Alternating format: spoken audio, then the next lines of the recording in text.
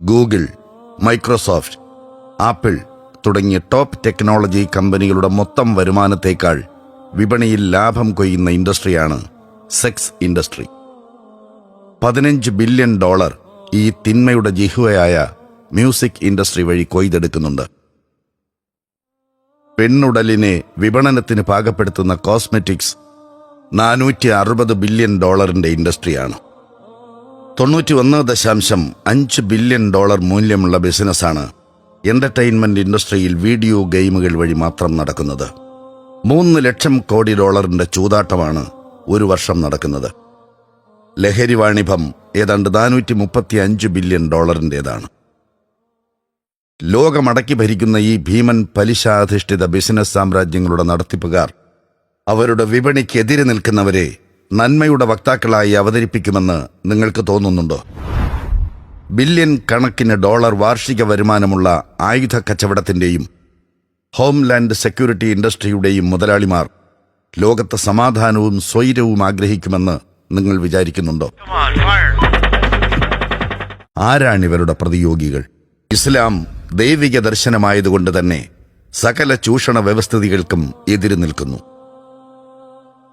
സൗന്ദര്യം വിൽപ്പനച്ചരക്കാക്കാനുള്ളതല്ലെന്നും നോട്ടം കൊണ്ടുപോലും ഒരു സ്ത്രീ ഉപദ്രവിക്കപ്പെട്ടുകൂടെന്നും വ്യഭിചാരത്തോട് അടുക്കുക പോലും ചെയ്യരുതെന്നും ഇസ്ലാം ശക്തമായി അനുശാസിക്കുന്നു. മദ്യം തിന്മകളുടെ മാതാവാണെന്നും കൂടിയ അളവിൽ ലഹരി ഉണ്ടാക്കുന്നത് പോലും കുറഞ്ഞ അളവിലും നിഷിദ്ധമാണെന്നും ഇസ്ലാം നിഷ്കർഷിക്കുന്നു.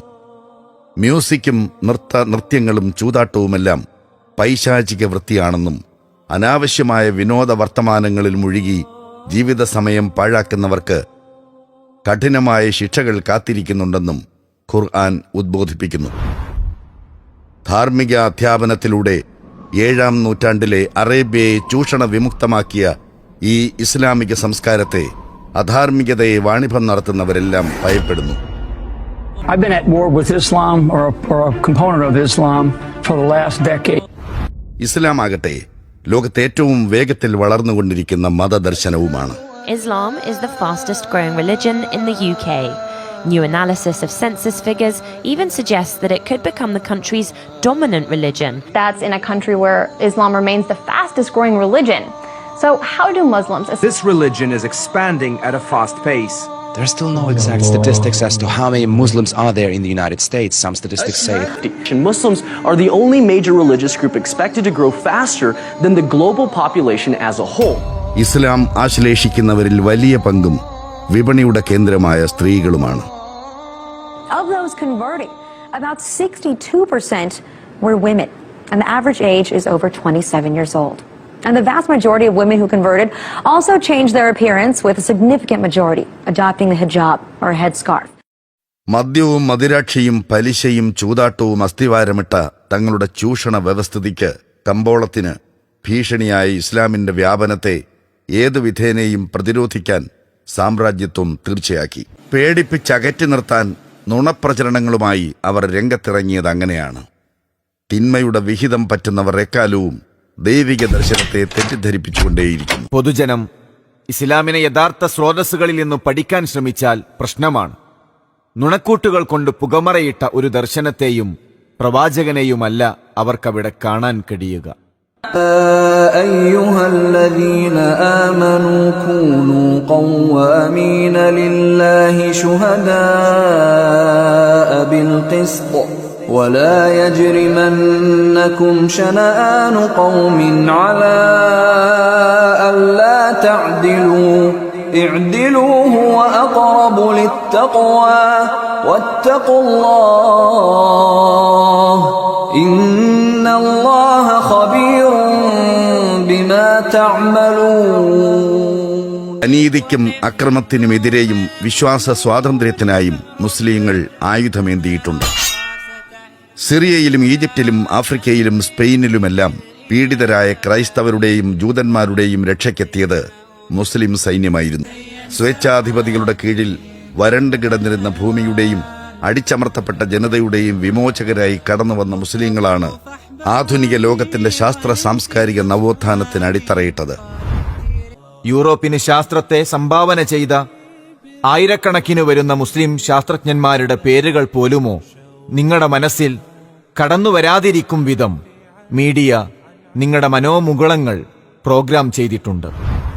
നൂറ്റാണ്ടുകൾ നീണ്ടുനിന്ന കുരിശ് യുദ്ധത്തിന് നേതൃത്വം നൽകിയ, സ്പെയിനിൽ വംശീയ ശുദ്ധീകരണം പ്രഖ്യാപിച്ച് ചോരപ്പുഴ ഒഴുക്കിയ, തങ്ങളുടെ വിശ്വാസത്തിന് എതിരു പറഞ്ഞിട്ടുണ്ട് എന്നതിനാൽ നിരവധി ശാസ്ത്രജ്ഞന്മാരെ ചുട്ടുകരിച്ച ക്രിസ്ത്യൻ ചർച്ച് ഭീകരവാദമെന്ന് കേൾക്കുമ്പോൾ നമ്മുടെ മനസ്സിലേക്ക് കടന്നുവരാത്തത് അതുകൊണ്ടാണ്.